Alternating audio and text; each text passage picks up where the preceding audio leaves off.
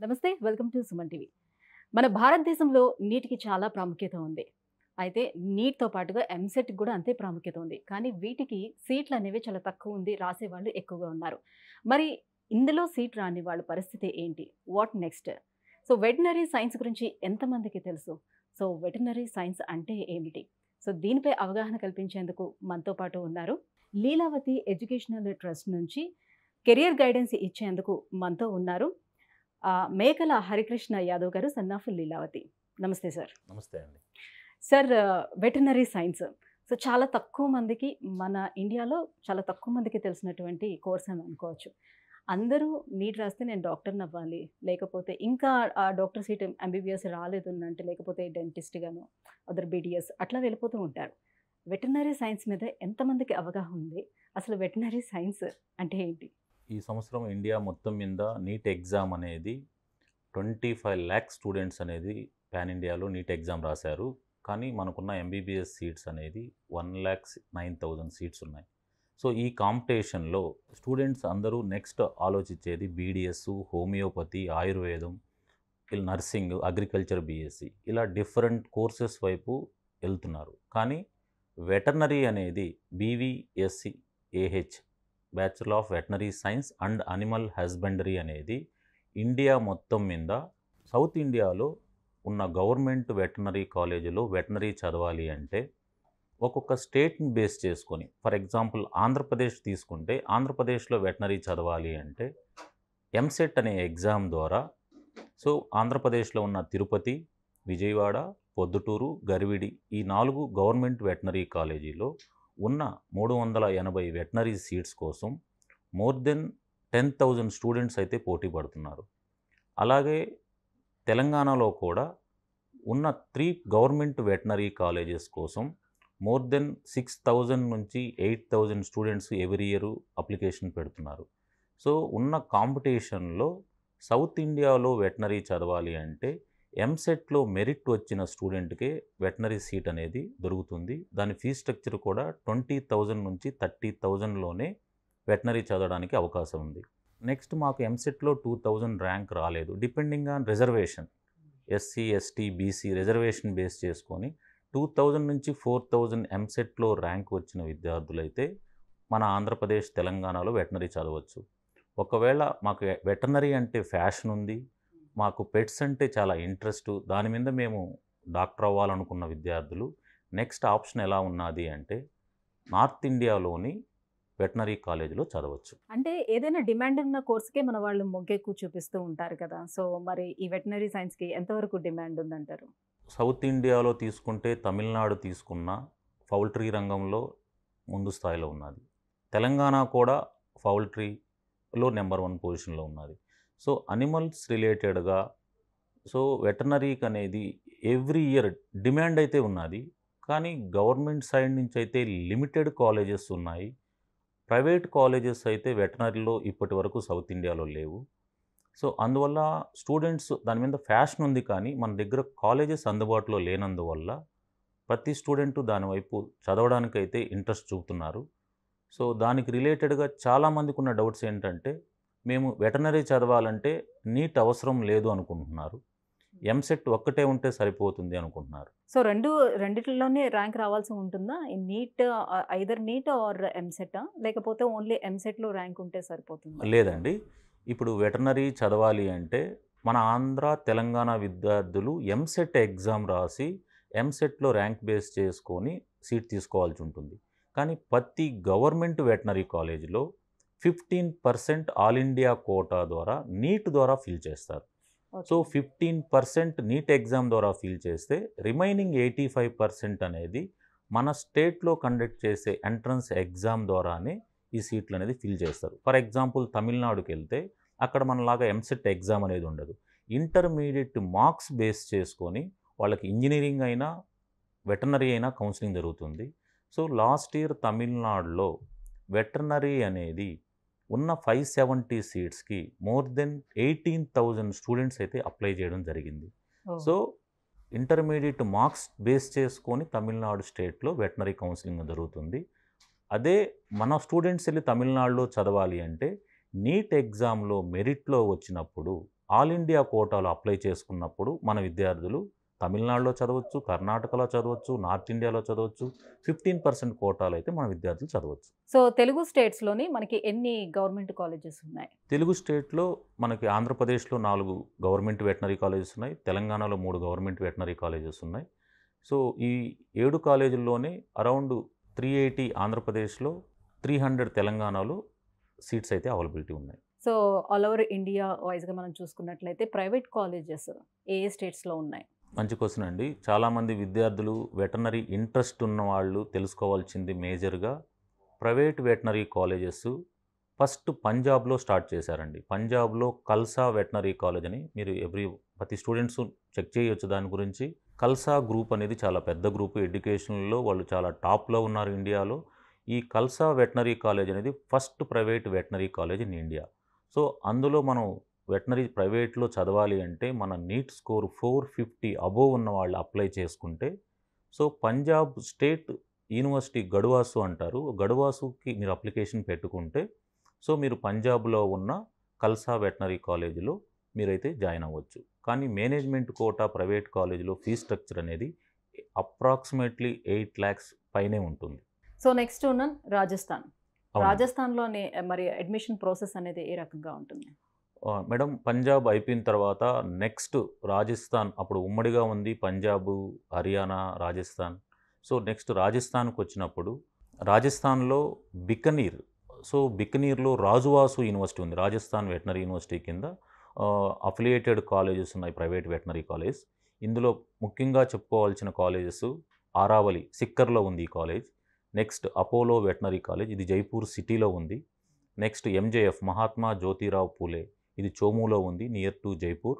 Next Saurabh veterinary college ఇది హిండౌన్ సిటీలో ఉంది.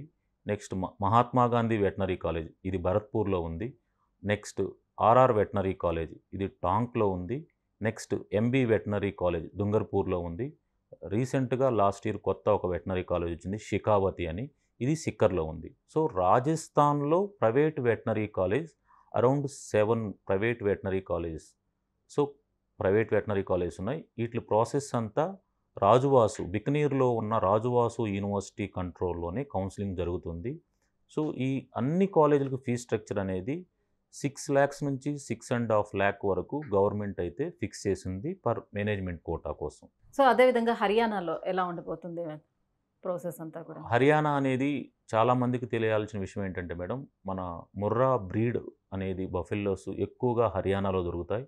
సో మన ఒరిజినల్ బ్రీడ్ అనేది హర్యానాలో ఉండడం వల్ల మన సౌత్ ఇండియాకి హర్యానా నుంచి మ్యాక్సిమం బ్రీడ్ అనేది అక్కడి నుంచే తీసుకొచ్చుకుంటారు. సో మిల్క్ ప్రోడక్ట్ అనేది చాలా క్వాలిటీ ఉంటుంది అందులో అని. సో హర్యానాలో ఫస్ట్ ప్రైవేట్ వెటర్నరీ కాలేజ్ అంటే ఐఐవిఆర్ అంటారు. International institute of veterinary science అనేది ఫస్ట్ స్టార్ట్ చేయడం జరిగింది.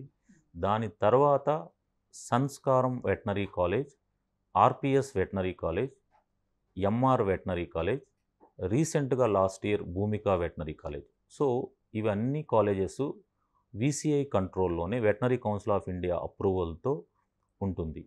సో హర్యానాలో రాజస్థాన్లో రాజువాసు, పంజాబ్లో గడువాసు లాగా హర్యానాలో లాలా లజపత్ రాయ్ యూనివర్సిటీ కింద లువాసు అంటారు. ఇది హిసార్లో ఉంది. ఈ యూనివర్సిటీ ఏం చేస్తుంది అంటే ప్రతి స్టూడెంట్కి ఒక అప్లికేషన్ లైక్ ఎంబీబీఎస్ లాగో మన ఎంసెట్ లాగా ఒక అప్లికేషన్ మనం పెట్టుకోవాలి. సో ఒక కౌన్సిలింగ్ అనేది గవర్నమెంటే కండక్ట్ చేస్తుంది. అది హిసార్లో కండక్ట్ చేస్తుంది లాలా లజపత్ రాయ్ యూనివర్సిటీలో. ప్రతి స్టూడెంటు నీట్ బేస్ చేసుకొని అప్లికేషన్ వేయడం జరుగుతుంది. వాళ్ళకు వచ్చిన నీట్ మార్కులను బేస్ చేసుకొని వాళ్ళు పెట్టుకున్న ఆప్షన్స్, ఫస్ట్ ఆప్షన్ నాకు కాలేజ్ నచ్చిందండి, నేను సంస్కారం వెటర్నరీ కాలేజ్ పెట్టుకుంటాను. సెకండ్ ఆప్షన్ నేను ఐఐవిఆర్ పెట్టుకుంటాను. థర్డ్ ఆప్షన్ నేను ఆర్పిఎస్ పెట్టుకుంటాను. అట్లా స్టూడెంట్కు ఇంట్రెస్ట్ ఉన్న కాలేజెస్, అతనికి ఐడియా ఉన్న కాలేజెస్, ఫెసిలిటీస్ని చూసుకొని అతను ఆప్షన్స్ పెట్టుకుంటే అంటే కౌన్సిలింగ్ డిపెండ్ ఆన్ ర్యాంకే ఆ కాలేజెస్ కూడా వచ్చే అవకాశం ఉందా లేదా ఎగ్జాక్ట్లీ అనేది అండి. ఎంసెట్లో మనం ఇక్కడ ఎలా ఎగ్జాక్ట్లీ. చూసుకుంటాం? ఇప్పుడు మనం ఫర్ ఎగ్జాంపుల్ ఆంధ్రప్రదేశ్లో ఎంబీబీఎస్ ఉంది. ఫస్ట్ ఆప్షన్ నేను ఏలూరు ఆశ్రమ్ మెడికల్ కాలేజ్ పెట్టుకున్నాను. సెకండ్ ఆప్షన్ నేను ఎన్ఆర్ఐ మెడికల్ కాలేజ్ పెట్టుకున్నాను. థర్డ్ ఆప్షన్ నేను నెల్లూరు నారాయణ పెట్టుకున్నాను. అంటే నీట్ మార్కులను బేస్ చేసుకొని అతనికి నెల్లూరు నారాయణలో అలాట్ అవుతుందా, గుంటూరు ఎన్ఆర్ఐలో అలాట్ అవుతుందా, ఏలూరు ఆశ్రమంలో అలాట్ అవుతుందా, అదే బేస్ మీద ఇక్కడ లువాస్ లాలా లజపత్ రాయ్ వెటర్నరీ యూనివర్సిటీ అనేది కౌన్సిలింగ్ కండక్ట్ చేస్తుంది.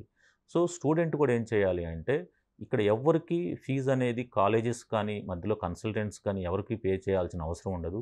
6,16,270 రూపీస్ అనేది లువాస్ పేరు మీద డీడీ ఒకటి తీసుకొని ఈ డీడీ అనేది కౌన్సిలింగ్లో పార్టిసిపేట్ చేసినప్పుడు అతనికి ఏ కాలేజీలో సీట్ అలాట్ అవుతుంది అనేది తన నీట్ స్కోర్ని బేస్ చేసుకొని ఉంటుంది. సో ఆ డీడీ అనేది వన్స్ సీట్ అలాట్మెంట్ అయిన తర్వాత ఆన్లైన్లోనే ఉంటుంది ఈ ప్రాసెస్, కానీ ఫిజికల్గా స్టూడెంట్ అండ్ పేరెంట్ అనేది పార్టిసిపేట్ చేయాల్సి ఉంటుంది.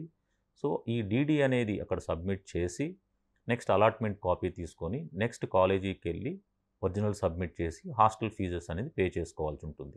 So what about Orissa? Orissa స్టేట్లో ఎన్ని కాలేజెస్ ఉన్నాయి? దాని అడ్మిషన్ ప్రాసెస్ ఎలా ఉంటుంది? మేడం ఒరిస్సాలో వచ్చేసి ఒక గవర్నమెంట్ కంట్రోల్లో మనం ఇప్పుడు మాట్లాడుకున్న గడువాసు, రాజువాసు, లువాసు లాగా ఒరిస్సాలో అయితే అక్కడ గవర్నమెంట్ కంట్రోల్ ఉన్న ప్రైవేట్ కాలేజెస్ అయితే లేవు. ఒరిస్సాలో ప్రైవేట్ యూనివర్సిటీస్ ఉన్నాయి. లైక్ శిక్షా ఓ అనుసంధాన్, అదేవిధంగా సెంచూరియన్ యూనివర్సిటీ. ఈ 2 యూనివర్సిటీస్ అనేది ప్రైవేట్ యూనివర్సిటీస్. అలాగే రాజస్థాన్లో కూడా ఒక ప్రైవేట్ యూనివర్సిటీ ఉంది, అది ట్యాంటియా యూనివర్సిటీ. సో ఈ 3 ఇండియాలో ప్రైవేట్ యూనివర్సిటీస్ ఉన్నాయి. ప్రైవేట్ యూనివర్సిటీలో అడ్మిషన్ తీసుకోవాలి అంటే వాళ్ళు ఓన్గా ఒక ఎంట్రన్స్ ఎగ్జామ్ కండక్ట్ చేస్తారు. సో ఆ ఎగ్జామ్ బేస్ చేసుకొని వాళ్ళు సీట్లు ఇవ్వడం అయితే జరుగుతుంది. సో సౌత్ ఇండియాలో కన్నా నార్త్ ఇండియాలోనే ఈ కోర్సు ఎక్కువగా అవైలబుల్ ఉండటానికి, కాలేజెస్ ఎక్కువగా అవైలబుల్ ఉండటానికి ఏంటి రీజన్ అంటే? సౌత్ ఇండియాలో ఎవరు వెటనరీ సైడ్ ఇంట్రెస్ట్ చూపట్లేదు. మేనేజ్మెంట్ సైడ్ ఒక ప్రైవేట్ వెటనరీ కాలేజ్ ఓపెన్ చేయాలి అంటే వితిన్ సూన్ అది కూడా రాబోతుంది. సో చిత్తూరులో ఒక ప్రైవేట్ వెటనరీ కాలేజ్, తమిళనాడు తిరుచిలో ఒక ప్రైవేట్ వెటనరీ కాలేజ్, అలాగే మ్యాంగ్లూరులో ఒక ప్రైవేట్ వెటనరీ కాలేజెస్ అనేది ఇప్పుడే ఇనిషియేట్ తీసుకుంటున్నారు. రావాలి, వెటనరీ సైడ్ కూడా చాలా అవకాశాలు ఉన్నాయి. సో సౌత్ ఇండియాలో కూడా వితిన్ సూన్ మనం ప్రైవేట్ వెటనరీ కాలేజ్ చూడొచ్చు. కానీ రాజస్థాన్లో రావడానికి, హర్యానాలో రావడానికి, పంజాబ్లో రావడానికి ఆ టైంలో నార్త్ ఇండియాలో ఉన్న నెసెసిటీని బేస్ చేసుకొని అక్కడ ప్రైవేట్ వెటనరీ కాలేజెస్ అయితే స్టార్ట్ చేయడం జరిగింది. So what is the difference between అంటే ప్రైవేట్ కాలేజెస్కి అండ్ ప్రైవేట్ యూనివర్సిటీస్కి? ఇందాక నేను చెప్పినట్టే మేడం, ప్రైవేట్ కాలేజెస్ అనేది affiliated to, for example Andhra Pradesh తీసుకుంటే ఇప్పుడు నాకు ఎంసెట్లో ర్యాంక్ రాలేదు, బట్ నేను చదవాలని అనుకుంటున్నాను. సో దానికి అవకాశం ఉంటుందా? యూనివర్సిటీలో ఏమైనా డైరెక్ట్గా అడ్మిషన్ తీసుకోవడానికి అవకాశం ఉంటుందా? తప్పకుండా అండి. మీరు ఎంసెట్ రాశారు, మీకు మంచి ర్యాంక్ రాలేదు, లేదు నీట్ ఎగ్జామ్ రాశారు, నీట్లో మంచి ర్యాంక్ రాలేదు. సో ప్రైవేట్లో వచ్చేసి మీరు అప్లికేషన్ అనేది పెట్టుకోవాలి. హర్యానాకి అయితే లువాస్కి అప్లికేషన్ పెట్టుకోవాలి. సో అదేవిధంగా రాజస్థాన్కి అయితే ప్రొసీజర్ అంటూ కౌన్సిలింగ్ ద్వారా ఉండదు. డైరెక్ట్గా అడ్మిషన్స్ మీరు కాలేజెస్ని అప్రోచ్ అయ్యి మేనేజ్మెంట్ కోటా సీట్స్ అయితే రాజస్థాన్లో ఈరోజు మీరు కాలేజ్ విజిట్ చేసి మీకు కాలేజీ ఓకే అనుకున్నప్పుడు కాలేజీ ఆన్లైన్ ద్వారా కానీ లేదంటే కాలేజ్ అకౌంట్లో కానీ మీరు అమౌంట్ పే చేసి మీ సీట్ అయితే రిజర్వ్ చేసుకోవచ్చు. సో ఫీ అనేది స్టేట్కి చేంజ్ ఉంటుందా? కాలేజెస్కి అండ్ యూనివర్సిటీస్కి డిఫరెంట్గా ఉంటుందా? ఫస్ట్ మాట్లాడిన పంజాబ్లో అయితే 7 lakhs మేనేజ్మెంట్ కోటా ఫీజు ఉంది. స్పెషల్ మేనేజ్మెంట్ కోటా సీట్ అని పంజాబ్లో ఉంది. అక్కడ 8 lakhs ప్లస్ ఫీజు ఉంది. అంటే పంజాబ్లోనే మేనేజ్మెంట్ కోటా ఫీజు ఒక ఫీ స్ట్రక్చర్ ఉంది, స్పెషల్ మేనేజ్మెంట్ కోటా అని ఒక ఫీ స్ట్రక్చర్ ఉంది. కానీ కాలేజీ మేనేజ్మెంట్ డైరెక్ట్గా సీట్ ఇవ్వడానికి అయితే పాసిబిలిటీ లేదు. గడువాసు, అమృత్సర్లోని గడువాసు యూనివర్సిటీ కౌన్సిలింగ్కి మనం అప్లికేషన్ పెట్టుకొని మనకి మేనేజ్మెంట్ కోటాలో సీట్ అలాట్ అయిందా, లేకపోతే మనకి స్పెషల్ మేనేజ్మెంట్ కోటాలో సీట్ అలాట్ అయిందా అనేది బేస్ చేసుకొని మనం అక్కడ ఫీజు పే చేయాల్సి ఉంటుంది పంజాబ్లో. నెక్స్ట్ హర్యానాకు వస్తే ఏమవుతుందంటే హర్యానా గవర్నమెంటు సింగిల్ విండో తీసుకొచ్చేసింది. సో ఐఐవిఆర్ కానీ, సంస్కారం కానీ, ఆర్పిఎస్ కానీ, ఎంఆర్ కానీ, భూమిక కానీ ఎనీ వెటనరీ కాలేజ్ మీకు వచ్చిన నీట్ ర్యాంక్ని బేస్ చేసుకొని మీరు టాప్ కాలేజ్ ఆప్షన్ పెట్టుకోండి. కానీ ఫీ స్ట్రక్చర్ అయితే 6,16,270 రూపీస్ అనేది మనం లువాస్ లాలా లజపత్ రాయ్ యూనివర్సిటీకి అయితే డీడీ అయితే ఇవ్వాల్సి ఉంటుంది. నెక్స్ట్ రాజస్థాన్కి వస్తే ఏమైందంటే Rajasthan government so management quota seat fees అనేది 6 lakhs నుంచి 6.5 lakh వరకు ఫిక్స్ చేయడం జరిగింది. అది డిపెండింగ్ ఆన్ కాలేజీ యొక్క ఫెసిలిటీస్ని బేస్ చేసుకొని ఫీ స్ట్రక్చర్ అక్కడ ఫిక్స్ చేయడం జరిగింది. ఇక్కడ హర్యానా లాగా కౌన్సిలింగ్ అయితే ఉండదు. సో ఎందుకంటే అది బికనీర్లో ఉంటుంది. ప్రతి స్టూడెంట్స్ బికనీర్కి వెళ్ళి కౌన్సిలింగ్ పార్టిసిపేట్ చేయడం అది ఇంపాసిబుల్ అనుకున్నారు వాళ్ళు. అందువల్ల ప్రతి కాలేజీలో కౌన్సిలింగ్ కండక్ట్ చేసి దాన్ని రికార్డ్ చేసి బికనీర్ యూనివర్సిటీకి అయితే పంపించడం జరుగుతుంది. సో సార్ ఒకవేళ దీనికోసం ఇంకా గైడెన్స్ కోసం గానివ్వండి, లేకపోతే కాలేజ్ డీటెయిల్స్ తెలుసుకోవడం కోసం గానివ్వండి, ఎవరైనా మిమ్మల్ని కాంటాక్ట్ అవ్వాలంటే ఎలా అప్రోచ్ అవ్వాలంటారు? సో నేను మోర్ దెన్ 20 ఇయర్స్ నుంచి కెరియర్ గైడెన్స్ ఇస్తున్నాను. లీలావతి ఎడ్యుకేషన్ చారిటబుల్ ట్రస్ట్ ఒకటి రన్ చేస్తూ ఉన్నాను. నా హోమ్ టౌన్ నెల్లూరు అండి. నా ఆఫీస్ చెన్నైలో ఉంది, నెల్లూరులో ఉంది, అలాగే సేలంలో ఉంది. సో హైదరాబాద్లో కూడా నా ఆఫీస్ ఉంది. సో ఇక్కడ కనిపిస్తున్న నెంబర్కి మీరు కాంటాక్ట్ చేసి ఆ ప్రాసెస్ అంతా ఆన్లైన్లో ఉంటుంది. ఇక్కడ హిడెన్ ఫీజెస్ ఏముండవు. ఎవ్రీథింగ్ ట్రాన్స్పరెంట్గా ఉంటుంది. ప్రతి ఒక్కరూ కాలేజీ అకౌంట్కి మనీ ట్రాన్స్ఫర్ చేసి కౌన్సిలింగ్ ద్వారా డీడీ తీసుకొచ్చి ఫీజు పే చేయాల్సి ఉంటుంది. అందువల్ల ఇక్కడ స్క్రీన్లో కనిపిస్తున్న నెంబర్కి మీరు కాల్ చేసి తప్పనిసరిగా ఇంకా ఫర్దర్గా మీకు గైడెన్స్ కావాలన్నా, లేదు ఆల్ ఇండియా కోటాలో మేము గవర్నమెంట్లో సీట్ తీసుకోవడానికి మా ర్యాంక్ మ్యాచ్ అవుతుందా అని కానీ, లేదు ఎంసెట్లో మా ర్యాంక్ ఏదైనా మ్యాచ్ అవుతుందా సో అనేది కానీ మీరు ఇక్కడ కనిపిస్తున్న నెంబర్కి కాల్ చేసి మీరు వివరాలు తెలుసుకోవచ్చు. అలాగే ఇంకా చాలామంది స్టూడెంట్స్ మేము ప్రైవేట్లో కాదండి, మేము గవర్నమెంట్లోనే చదవాలనుకుంటున్నాము, మాకేమన్నా అవకాశాలు ఉన్నాయా అనుకున్నప్పుడు ఎన్ఆర్ఐ కోటా ఉందండి. ఎన్ఆర్ఐ కోటాలో ఫర్ ఎగ్జాంపుల్ తమిళనాడులో ఎన్ఆర్ఐ కోటా సీట్స్ అవైలబిలిటీ ఉన్నాయి. పాండిచేరిలో ఎన్ఆర్ఐ కోటా సీట్స్ అవైలబుల్ ఉన్నాయి. కర్ణాటకలో ఎన్ఆర్ఐ సీట్స్ అవైలబిలిటీ ఉన్నాయి. గోహతి అస్సాంలో ఎన్ఆర్ఐ సీట్స్ అవైలబిలిటీ ఉన్నాయి. మధ్యప్రదేశ్లో ఉన్నాయి. అలాగే జమ్మూ కాశ్మీర్లో ఉన్నాయి. మేము ప్రైవేటు మాకు ఇంట్రెస్ట్ లేదండి, మేము ఓన్లీ గవర్నమెంట్లోనే వెటనరీ చదవాలనుకున్నప్పుడు ఈ ఎన్ఆర్ఐకి ఒక్కొక్క స్టేట్కి ఒక్కొక్క ప్రాసెస్ ఉంటుంది. ఫర్ ఎగ్జాంపుల్ తమిళనాడులో మనం గవర్నమెంట్లో చదవాలి అంటే ఎన్ఆర్ఐ కింద స్టూడెంట్ యొక్క బ్లడ్ రిలేషన్ ఫారిన్లో ఉండి వాళ్ళు ఎన్ఆర్ఐ డాక్యుమెంట్స్ ఇస్తే దాని అప్లికేషన్ తమిళనాడులో తనువాసు అంటారు. తమిళనాడులో ఉన్న తనువాసు వెటనరీ యూనివర్సిటీకి ఎన్ఆర్ఐ డాక్యుమెంట్స్ మీరు అప్లికేషన్ ఫిల్ చేసి వాళ్ళు కండక్ట్ చేసే ఎంట్రన్స్ ఎగ్జామ్ మీ ఇంటర్మీడియట్ మార్క్స్ 2 బేస్ చేసుకొని వాళ్ళు మీకు ఎన్ఆర్ఐ సీట్ అయితే అలాట్ చేయడం జరుగుతుంది. ఇదే విధంగా డిపెండింగ్ ఆన్ స్టేట్స్ వైజ్గా ఎన్ఆర్ఐకి ఒక్కొక్క స్టేట్కి ఒక్కొక్క ప్రాసెస్ ఉంటుంది. మీకు ఇంకా ఏదైనా డౌట్స్ ఉంటే ఈ నెంబర్కి కాల్ చేస్తే మేము ప్రాపర్గా గైడెన్స్ అయితే ఇవ్వడం జరుగుతుంది. Thank you so much sir. So ఇండియాలో వెటనరీ సైన్స్కి ఎంతవరకు డిమాండ్ ఉంది అండ్ ఇది చేయడం వల్ల ఎటువంటి లబ్ధి పొందే అవకాశం ఉంటుంది, ఈ డీటెయిల్స్ అన్ని తెలియజేసినందుకు thank you so much. Thank you అండి. Thank you very much.